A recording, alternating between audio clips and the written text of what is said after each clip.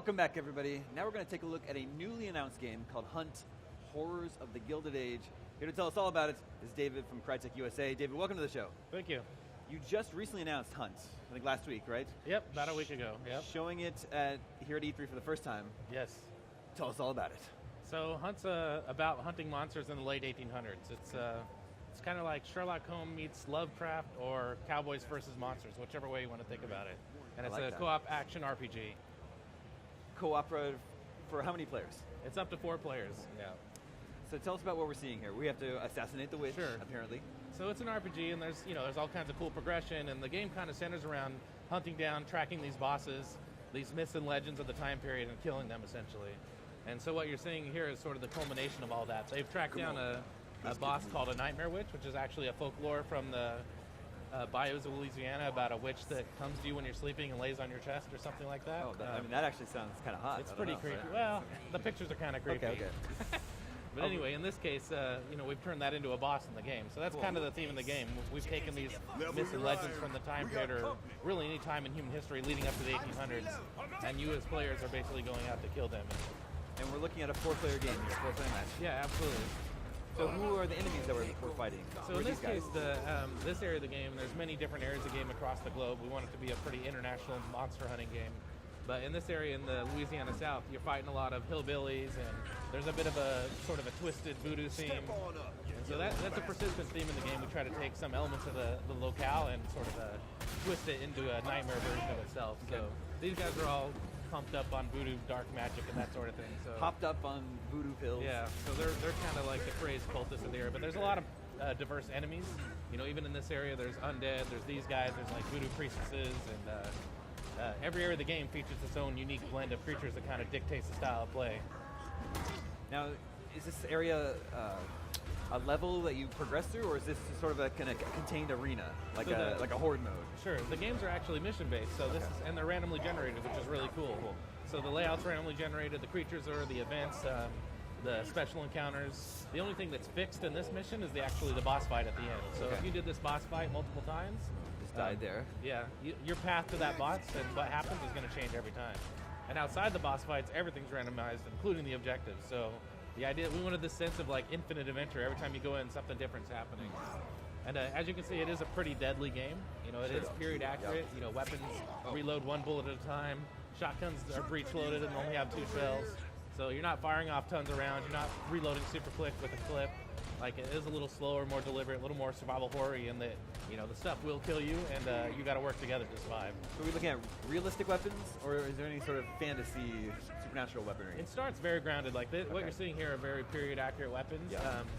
You'll see a little later a flamethrower, where we get into, like, what we consider future tech of the 1880s, and, there were flamethrowers in World War I, so it's not that far timeline-wise. So we imagine the monster hunters are able to cobble together technology that's a little ahead of its time, but not crazy out there. That's believable. And eventually you do kind of use the powers of the occult and the dark powers that you're fighting to fight against them, so you get more fantastical elements in the game as you play further along. So getting to the witch is a matter of finding her, or surviving long enough that she comes after you? Yeah, outside of this, they would have done a bunch of missions like, that's where the randomness comes in. You might go into a mission, there might be a bad ritual going on, or you have to destroy a dark altar or rescue some innocents. And you're basically tracking down clues to find information about this boss. Okay. And then once you do, in this case, they've located her, and now they're going to try to get into her her lair, and all these crazy cultists are basically defending her and preventing you from getting there. So you're fighting your way to the boss, and these missions aren't too long. It's about 10 minutes to get to a boss in this case, or a little less. Yeah, I was going to ask. This is actually an example of the respawn system. So you die a lot in this game. We want to make respawning cool. So in this case, this guy respawned in a coffin, but you might respawn hanging upside down or tied to a chair or on a conveyor belt about to be cut in half by a giant saw blade. And does someone have to let you out? Someone has to let you out. And in this case, he's like looking through the cross in the coffin door, peering out at what his friends are doing, it's often fun when you're doing that and you see the guy out there die. The guy that was supposed to rescue you. But So can you play the game solo? Yeah, absolutely. We want it to be so you can play any combination of 1 to 4 players. I mean, there are some of the more epic bosses where you have to bring a group. Okay. But in general, normal missions and even some of the smaller bosses, you could do 1, 2, 3 players or 4 players. Are there different classes of characters? So one of the cool aspects of the game is that you kind of build your own archetype. And we really wanted to build a system where if you've seen something in a movie or a TV show or in fiction in that time period, you can make it. So you can make a Sherlock Holmes type character. You can make like Outlaw Josie Wells or any cool gunslinger from a Western. You could be Annie Oakley or a witch hunter in Eastern Europe. And it really is, if you've seen it in fiction or in a book or in a movie in the time period, we want you to be able to make that archetype. And that's how they look. That's the weapons they carry, the abilities they have. It's everything about them. So can you tell us about that character creation process? You're customizing the look of your character and assigning certain abilities? Yeah, exactly. Okay. And you have a fixed number of slots, right? Yeah. So you got to pick and choose what type of weapons you're going to bring, what types of abilities. The cool thing is you can have multiple archetypes or characters at a time. So you could have your gunslinger and you could have your city slicker medical guy. And so if you're playing with friends and one guy wants to be more of a damage dealing guy, you're like, you know what, I'll play my doctor. So you're kind of playing this whole monster hunting group, not just necessarily an individual character. How many scenarios, bosses are we looking at? So right now this is one boss, but our goal is to have more bosses than any game ever. Like this game is all about killing crazy, horrific bosses. And they'll range the gamut from ghosts to more Lovecraftian, Cthulhu type creatures to pretty much anything in between. And that's really the big draw of the game. Not only are we going to deliver a ton of bosses when we launch the game, we're going to continually update the game with bosses on a very regular basis. And launch is expected to be this year? Launch is actually non-announced, but we are doing a closed beta this year in the fall. Okay. And so people can go to huntthegame.com and sign up now and get in and get a chance to play the game. This is an example of some of the quote-unquote future weaponry. So this is a flamethrower, which they didn't really have flamethrowers in the 1880s, but we designed weapons like that. We try to think about, hey, if someone in that time period had to make a flamethrower, how would they make it? It's not going to be like a modern flamethrower. This is another respawn Yeah, scenario? This guy actually respawned hanging upside down, which is kind of fun because you see everything from the world upside down. Yeah. And it can be frustrating, like in this case, when the guys don't rescue you right away, and you just suffer trying to watch them fight off whatever's attacking them. But they make some pretty interesting moments. The other cool aspect is there's actually friendly fire in the game, so there's a lot of coordination as far as, hey, if you're using a flamethrower, you can't just go crazy because you're going to burn your own guys, or if you're using a shotgun in close quarters, you're going to probably hit your own teammates, so you kind of have to work together on that thing. Well, it looks very pretty. It's being developed for PlayStation 4, Xbox One, and PC. Yep, absolutely. And this is so there's a ton of items in the game that aren't guns, and we're not talking about a lot of them because we haven't finalized them. We don't want to talk about stuff, but you can imagine pretty normal stuff like dynamite or a medical bag to heal guys, but there is also a lot of cool occult-based stuff, and in this case, he used a magical item called a Seeing Stone that allows him to see the path through the level. But that's not a built-in automatic ability. That's something you have to equip in your loadout. So you might work with friends and say, hey, you bring that, I'll bring the healing thing, I'm going to bring dynamite, and we plan to have tons and tons of items like that in the game that you earn by killing bosses, and you kind of find the recipes for building those items. So where do the RPG mechanics come into play?